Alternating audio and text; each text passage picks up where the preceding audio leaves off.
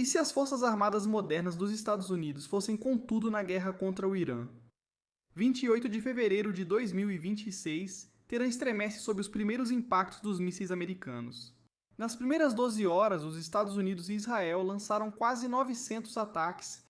Khamenei está morto, o programa nuclear foi destruído, as defesas aéreas do Irã estão em chamas. Dia 20. Os Estados Unidos seguem com ataques de precisão usando porta-aviões e bombardeiros de longo alcance, sem tropas terrestres ou mobilização total. O governo chama isso de operação limitada. Trump diz que não vai colocar tropas em lugar nenhum. O Irã lançou 500 mísseis balísticos e 2.000 drones em resposta. Um F-35 é atingido. O Estreito de Hormuz fica parcialmente bloqueado. Os preços do petróleo sobem todas as manhãs. Imagine de outra forma. O Congresso autoriza o comprometimento total. 6 grupos de ataque de porta-aviões são enviados juntos. A 82ª Divisão Aerotransportada recebe ordens. A primeira divisão de cavalaria inicia a carga dos equipamentos. 500.000 de soldados americanos, a maior mobilização desde a Segunda Guerra Mundial, aponta para um país do tamanho do Alasca com 88 milhões de pessoas. Isso não é mais uma operação limitada. Esse é todo o peso das forças armadas modernas dos Estados Unidos direcionado à República Islâmica do Irã.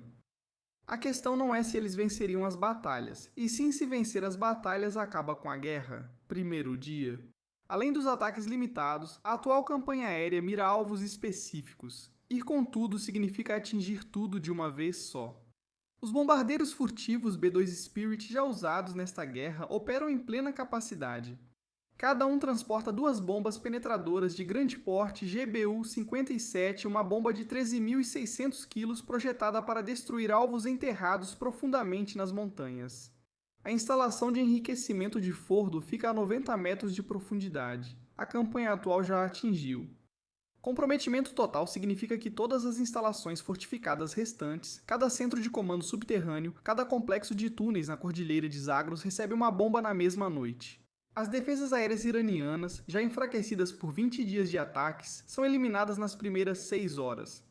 Cada bateria Bavar 373 cada posição, S-300 ainda operacional, cada instalação de radar em 1,6 milhão de quilômetros quadrados.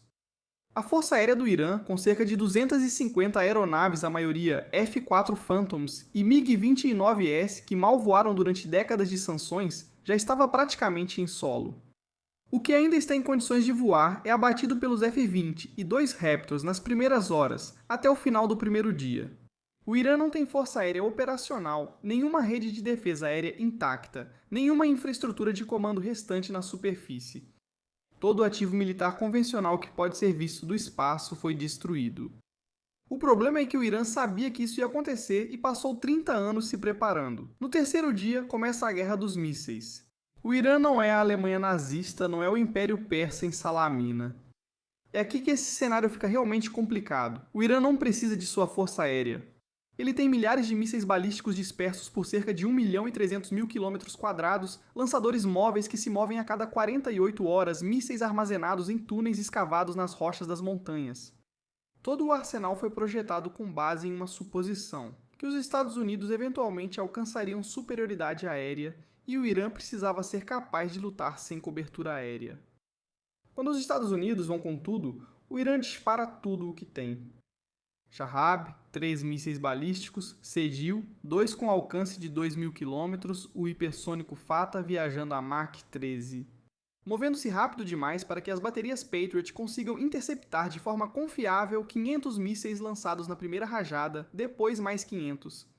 O grande volume sobrecarrega todos os sistemas de interceptação dos Estados Unidos na região, tornando os grupos de ataque de porta-aviões os principais alvos.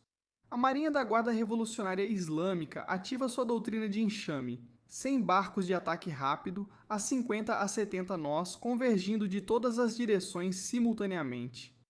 Mísseis de cruzeiro antinavio são lançados de cavernas costeiras e posições nas encostas. 5.000 minas navais são espalhadas pelo Estreito de Hormuz. Sistemas CIWS entram em ação, mísseis SM-6 são lançados dos destroyers. A maioria das ameaças é neutralizada, mas nem todas. Um míssil antinavio atinge o convés de voo de um porta-aviões americano, matando 17 marinheiros. O navio não afunda, mas fica danificado e precisa recuar do teatro de operações. O Irã não precisa afundar um porta-aviões, só mostrar que pode feri-lo, e acabou de fazer isso. Primeira semana. O Estreito de Hormuz, por onde passa 20% do suprimento diário de petróleo do mundo, tem um canal de 55 quilômetros de largura em seu ponto mais estreito. O Irã minou todo o estreito antes do início da guerra. Minas navais são baratas, simples e quase impossíveis de remover de uma via navegável contestada. Sob fogo inimigo, as operações de varredura de minas levam semanas em águas calmas, sem oposição no estreito. Contra o IRGC, barcos rápidos operando a partir de posições costeiras. Quando um país coloca novas minas tão rápido quanto os Estados Unidos removem as antigas, o processo demora ainda mais. Todo dia o estreito fica restrito. O petróleo sobe mais 20 dólares por barril, chegando a 160 dólares por barril. As ligações chegam de Tóquio, Seul e das capitais europeias que recebem a maior parte de seu petróleo por esse ponto de estrangulamento. O Japão depende do estreito para 70% de sua energia. A Coreia do Sul depende ainda mais. A pressão econômica global começa a aparecer o verdadeiro custo da guerra, não medido em baixas, mas em recessões. Os recursos de varredura de minas dos Estados Unidos trabalham 24 horas por dia. Helicópteros MH-53 Sea Dragon, navios especializados em contramedidas contra minas. O trabalho acaba sendo feito. Leva 3 semanas sob fogo. 3 semanas é muito tempo quando os preços do petróleo estão do jeito que estão. Na segunda semana, 5 guerras ao mesmo tempo. O Irã não luta sozinho. Ele passou 30 anos e bilhões de dólares construindo uma rede militar distribuída justamente para nunca precisar lutar sozinho. Hezbollah no Líbano, equipado com cerca de 150 mil foguetes, entra em ação contra Israel. Os Houthis, forças no Iêmen, retomam ataques em grande escala contra a navegação no Mar Vermelho, ameaçando a outra principal artéria do comércio global. Milícias apoiadas pelo Irã em todo o Iraque lançam ataques contínuos com foguetes e drones contra bases americanas em toda a região. Forças proxy na Síria, agentes no Bahrein, Kuwait, Emirados Árabes Unidos, as Forças Armadas dos Estados Unidos agora está envolvido em combates ativos em 5 países simultaneamente. Essa é a verdadeira estratégia de dissuasão do Irã, não sua força aérea envelhecida, nem mesmo seus mísseis balísticos. O objetivo era que qualquer guerra com o Irã envolvesse automaticamente 5 países. E apostar que o custo combinado dos 5 acabaria excedendo o que qualquer governo americano estaria disposto a pagar. O Comando Cibernético dos Estados Unidos ataca o setor de energia, infraestrutura, sistemas financeiros e comunicações do Irã. As forças cibernéticas iranianas revidam, atingindo alvos americanos, redes de energia, sistemas de água e redes financeiras. A guerra avança para domínios onde a geografia iraniana não oferece proteção aos Estados Unidos, e a geografia americana não oferece proteção aos americanos comuns. Não se parece com o dia D, não se parece com a Guerra do Golfo. Parece a operação militar mais dispersa, em múltiplos teatros de operações da história americana. No primeiro mês, a decisão em terra. O poder aéreo destrói exércitos, mas não acaba com países. Se o objetivo é a mudança de regime, realmente desmantelar o governo iraniano e garantir que ele não se reconstitua, são necessárias forças terrestres. Analistas militares fizeram os cálculos. A estimativa é de 500 mil a 1 milhão de soldados, o maior desdobramento americano desde a Segunda Guerra Mundial. Para um país 4 vezes maior que o Iraque, com o dobro da população e um terreno significativamente mais difícil, a invasão do Iraque em 2003 usou 170 mil soldados para um país com 1/4 do tamanho do Irã. A ocupação custou 8 anos e 2 trilhões de dólares. O Iraque tinha uma população de 25 milhões terreno desértico plano e nenhum programa funcional de mísseis balísticos. Uma ocupação do Irã, dizem analistas militares, faz a missão do Iraque parecer simples. Em comparação, a 82ª Divisão Aerotransportada pode tomar a ilha de Karg, principal terminal de petróleo do Irã, em 72 horas. As forças dos Estados Unidos podem tomar as cidades portuárias do sul e as forças de operações especiais podem atacar estruturas de comando no interior do país. Mas Teherã tem 15 milhões de pessoas em um vale cercado por montanhas. A Guarda Revolucionária Islâmica passou décadas construindo redes de defesa urbana por toda a cidade. Tomar Teherã seria a maior operação de combate urbano desde Stalingrado. Nenhum presidente dos Estados Unidos autorizou o envio de 500 mil soldados ao Irã. O atual disse especificamente que não faria isso. Isso significa que a campanha aérea, por mais completa, termina sem a fase terrestre essencial para concluir o que iniciou. A realidade, a avaliação militar honesta, as forças armadas modernas dos Estados Unidos derrotam qualquer força iraniana convencional que enfrentem.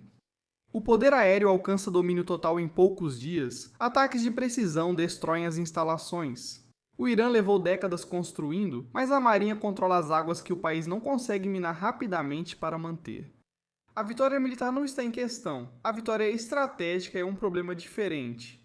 O Iraque tinha 30 milhões de pessoas terreno desértico plano, nenhum programa de mísseis funcionando e nenhuma rede regional de forças por procuração.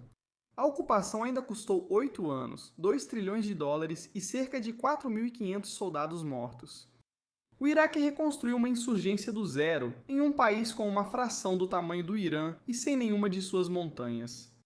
O Irã tem 88 milhões de pessoas, o maior arsenal de mísseis do Oriente Médio, forças por procuração em uma dúzia de países, as cadeias de montanhas Zagros e Alborz, e 2 décadas estudando cada operação militar americana desde 1991, para garantir que não seja pego da mesma forma que o Iraque foi.